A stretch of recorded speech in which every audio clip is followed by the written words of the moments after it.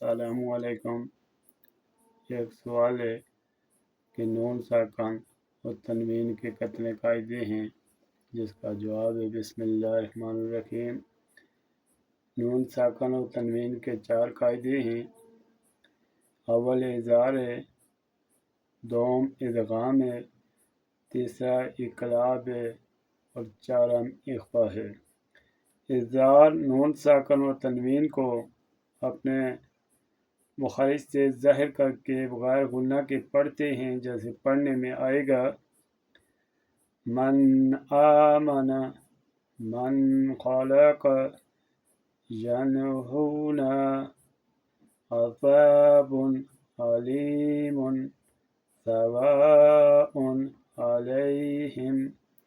ادغام نون ساکن و تنوین کے بعد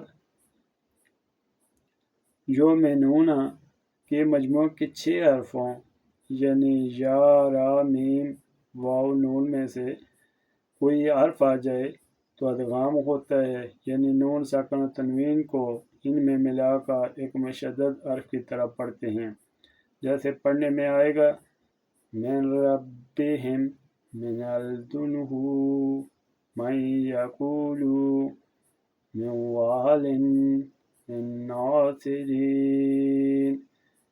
نوٹ: اس ادغام کی 2 قسمیں ہیں، ادغام مائے غنہ ہے، ادغام بلا غنہ ہے۔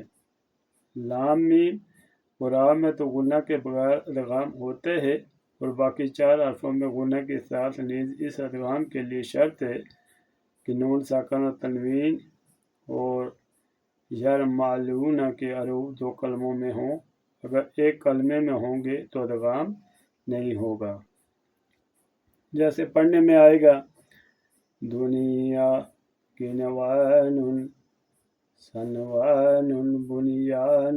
قرآن مجید میں اس قسم کے یہ 4 کلمات ہیں، اور ان کے اظہار کو اظہار متعلق یعنی غیر مقید کہتے ہیں، کے علاوہ ازیں جیسے پڑھنے میں آئے گا نون والقلم ویاسین والقرآن میں بھی اظہار ہی ہوگا۔ اقلاب نون ساکن تنوین کے بعد جب کہ با آ جائے تو اس نون کو میم سے بدل کر غنہ کے ساتھ پڑھتے ہیں، مثلا پڑھنے میں آئے گا انبئہم، سمیع، بصیر۔ یہی وجہ ہے کہ ایسے کلمات پر قرآن مجید میں با کے اوپر ایک چھوٹا سا میم پڑا ہوتا ہے۔